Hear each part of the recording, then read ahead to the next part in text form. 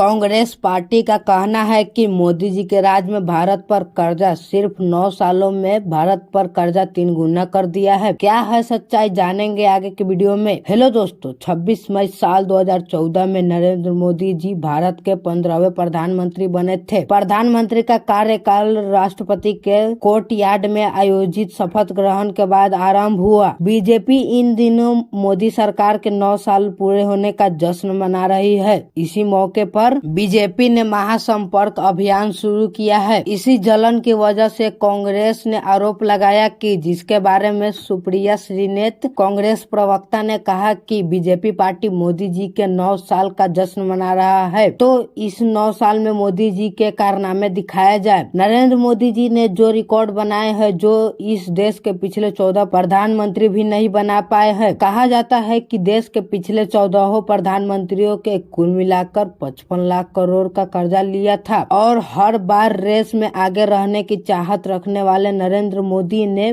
पिछले 9 सालों में हिंदुस्तान का कर्ज तिगुना कर दिया है। सुप्रिया का दावा है कि 2014 तक भारत पर 55 लाख करोड़ का कर्ज था, जो अभी 155 करोड़ हो गया है। सरकार ने इस साल 2023 से 24 में कुल 16 लाख करोड़ कर्ज ले सकती है। तो बीजेपी नेता अमित मालवीय का कहना है कि कर्ज को जीडीपी के अनुसार देखना चाहिए। बीजेपी आईटी सेल प्रमुख मालवीय ने ट्वीट कर लिखा कि अर्थव्यवस्था को राजकोषीय में मापा जाता है, जिसे हमेशा जीडीपी के रूप में कर्ज के रूप में देखा जाता है। अमित मालवीय लिखते हैं कि 2013-14 से लेकर 2022 से 23 तक भारत की जीडीपी 113.45 लाख करोड़ रुपए से बढ़कर 272 लाख पहुंच गई है। यह 139% की भारी वृद्धि है। कर्ज के बावजूद मोदी सरकार ने 2014 से अब तक वित्तीय घाटे को कम किया है। हालांकि 2020 से 21 में यह थोड़े समय के लिए बढ़ा था। ऐसा उस वक्त कोविड-19 के कारण हुआ था। अब यह फिर से नीचे आ गया है और वित्त वर्ष 2023 में सरकार का लक्ष्य इसे जीडीपी के 6.4% तक रखना है। डॉक्यूमेंट के मुताबिक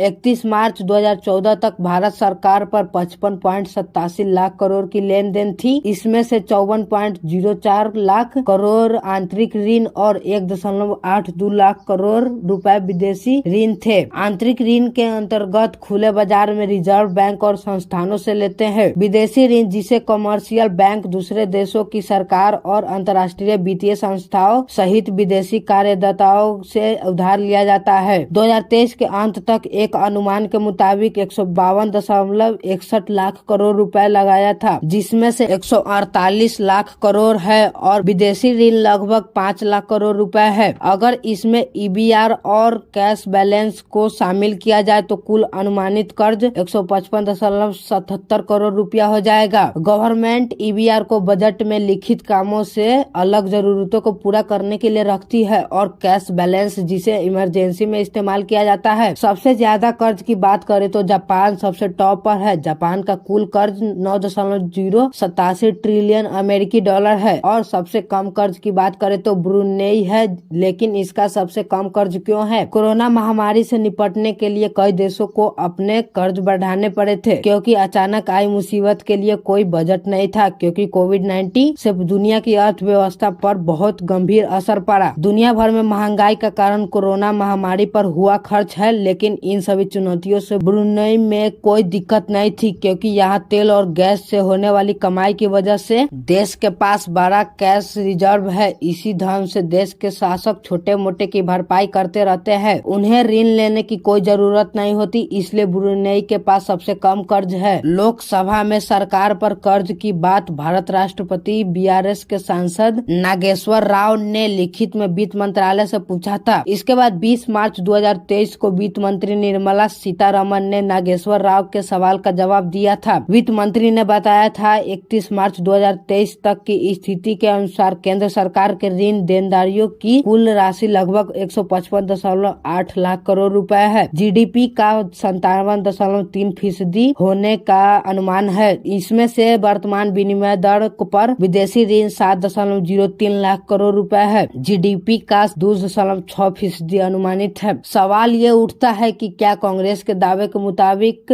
मोदी सरकार के दौरान कर्ज और बढ़ेगा या फिर घटेगा? बीबीसी ने पिछली पिछली 5 सरकारों की ओर से अपने कार्यकालों के अंतिम वर्ष में जारी बजट के दौरान दिए गए कर्ज का विश्लेषण किया है। इसके मुताबिक हर 5 साल में सरकार पर कर्ज में लगभग 70% की बढ़त देखी है। अर्थशास्त्री अरुण कुमार इसकी वजह बताते हुए कहते हैं कि सरकार का कर्ज इस बात पर निर्भर करता है कि उसकी आमदनी कितनी है और खर्च कितने हैं। अगर खर्चा आमदनी से ज्यादा है तो सरकार को उधार या कर्ज लेना पड़ता है। इसका सीधा असर सरकार के राजकोषीय घाटे पर पड़ता है। 1980 के बाद हमें बजट में राजस्व घाटा हो रहा है। राजस्व घाटे का मतलब है जो आपका वर्तमान खर्च है वो आपके राजस्व से ज्यादा है, इसलिए मौजूदा खर्च को चलाने के लिए कर्ज लेना पड़ता है। राजस्व घाटे का मतलब है कि जिसके लिए आप उधार ले रहे हैं और वह रिटर्न नहीं आएगा, जैसे सब्सिडी या फिर डिफेंस पर होने वाले खर्च। बजट का एक बड़ा हिस्सा इन पर खर्च होता है और फिर हमारा